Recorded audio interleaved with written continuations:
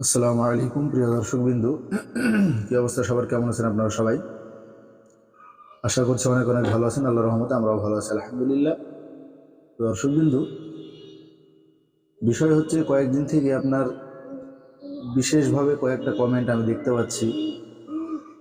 কমেন্টগুলো হচ্ছে যে ভাই কবুতর কিনেছি, জোড়া দিয়েছি, জোড়া নিচ্ছে না। তো আমি এর আগে ভিডিও আপলোড করেছি, আমার চ্যানেলে ভিডিও অনেকগুলো আছে এসব বিষয়ে। তারপরে কতদিন পরে ডিম পাড়বে এসব কমেন্ট আসছে। তো কতদিন পরে ডিম পাড়বে হয়তো বলা যায় না, এবার একটা আনুমানিক আমরা ভিডিও বানাই।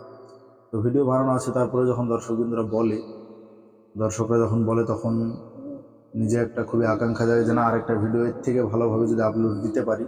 তো আজকে একটু ধৈর্য ধরে ভিডিওটা দেখবেন ইনশাআল্লাহ। তার মধ্যে মেহেদি হাসান ভাই, মেহেদি হাসান দুজন কমেন্ট করেছে, তারপর আরও সব নামগুলো আছে। আমি বিশেষভাবে এই কমেন্টটা দেখতে পাচ্ছি বেশি মেহেদি হাসান ভাইদের। তো আমি ওনাদের উদ্দেশ্যে বলবো যে ডিম পাড়ার ক্ষেত্রে এবং জোড়া নেওয়ার ক্ষেত্রে কয়েকটা বিষয় কিন্তু লক্ষ্য করতে হয়। বিষয় হচ্ছে আপনার নাম্বার ওয়ান বিষয় হচ্ছে যে কবুতরটা আপনি একই বাড়ি থেকে দুটো নিয়ে এসেছেন কিনা। তারপরে আপনার প্রথম থেকে বলি আমি, বিষয় হচ্ছে হয়তো একটা, এই যে আমার কবুতরটা দেখতে পাচ্ছেন, এখানে একটা নর কবুতর, কিন্তু এটা একটা স্টার কালাঙ্কা কবুতর। অনেকেই হয়তো আকাশ পুকুরিকে চেনেন। তো আকাশ পুকুরের ঘরের একটা জেনারেশন ওনার সঙ্গে নেওয়া হয়েছে। ওখানে আপনার নরটা আছে এবং যে এখানে ওর ফিমেলটা আছে, মাদিটা আছে, দেখতে পাচ্ছেন। তো এখানে সাথে আমার আরেকটা, এগুলো নতুন নিয়েছি, তাই আপনাদেরকে দেখালাম। এগুলো আমার চ্যানেলে দেখানো হয়নি কোনো সময়। আর এই একটা কবুতর আমি নতুন নিয়েছি।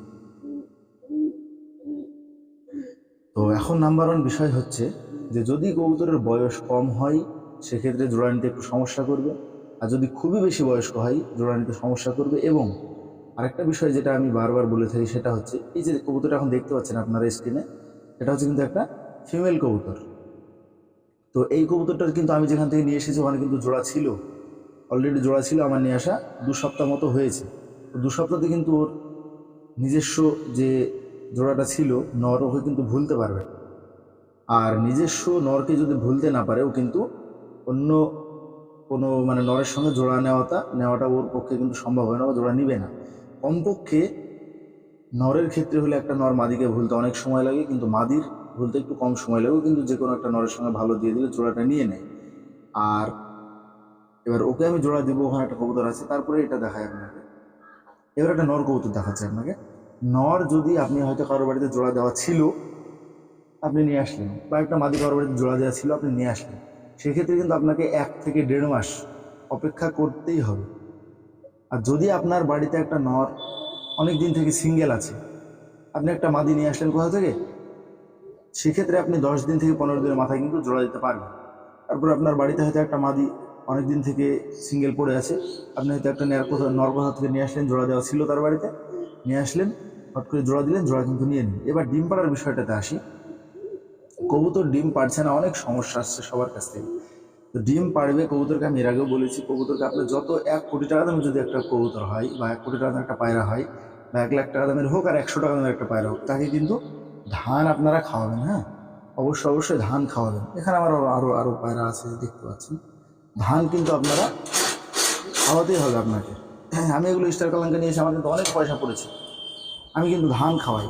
ছোট কোনো খাবারকে না ছোট চোখে দেখলে আপনারা কিন্তু কবুতর পুষতে পারবেন না। আমরা এর আগে গ্রামে ঘরে কি দেখেছি, যে কবুতর চুলার মধ্যে ঢুকে মাটি খেত, কবুতর চুলার মধ্যে ঢুকে মাটি খেয়েছে।